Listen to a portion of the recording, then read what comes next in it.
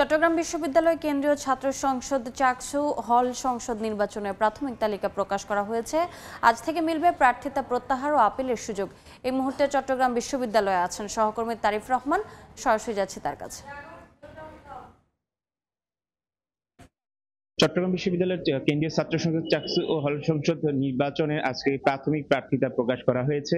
এতে 912 জন শিক্ষার্থী প্রার্থী তাদের প্রার্থিতা পেয়েছেন এবং আমরা জানিয়ে রাখি যে মোট 931 জন প্রার্থী তাদের মনোনয়নপত্র জমা দেন এবং সেই মনোনয়নপত্র যাচাই বাছাই করে নির্বাচন কমিশন এই প্রাথমিক প্রার্থিতা প্রকাশ করেন। এতে কেন্দ্রীয় সংসদে 19 জন প্রার্থী তাদের মনোনয়নপত্র আসলে যাচাই বাছাই আটকা পড়েন এবং হল সংসদে 502 জন প্রার্থী তাদের যে মনোনয়ন জমা দেন এবং সবগুলোই আসলে প্রাথমিক তালিকা এসেছে আমাদেরকে নির্বাচন কমিশন জানিয়েছে।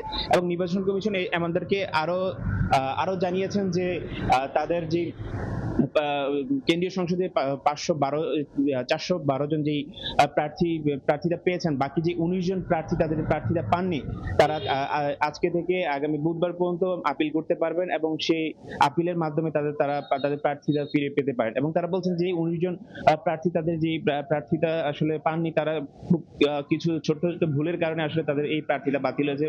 আমাদেরকে নির্বাচন কমিশন বলেছে যে কি কোনো প্রার্থী তাদের নাম ভুল করেছেন বা যেখানে তাদের স্বাক্ষর করার কথা সেখানে স্বাক্ষর না করে অন্য জায়গায় স্বাক্ষর করেছেন এবং ইনফরমেশনে কিছু ভুল দেওয়ার কারণে আসলে তাদের এই প্রার্থীতা বাতিল হয়েছে বলে আমাদেরকে তারা জানিয়েছেন। এবং আগামী বৃহস্পতিবার 25 সেপ্টেম্বর চূড়ান্ত প্রার্থী তালিকা প্রকাশ হবে বলে আমাদেরকে জানানো হয়েছে এবং তার পরবর্তীতে 26 সেপ্টেম্বর থেকে প্রার্থীরা তাদের প্রচারণা কার্যক্রম চালাতে পারবেন এবং আগামী 12 অক্টোবর চাকসু নির্বাচন অনুষ্ঠিত হওয়ার কথা রয়েছেন।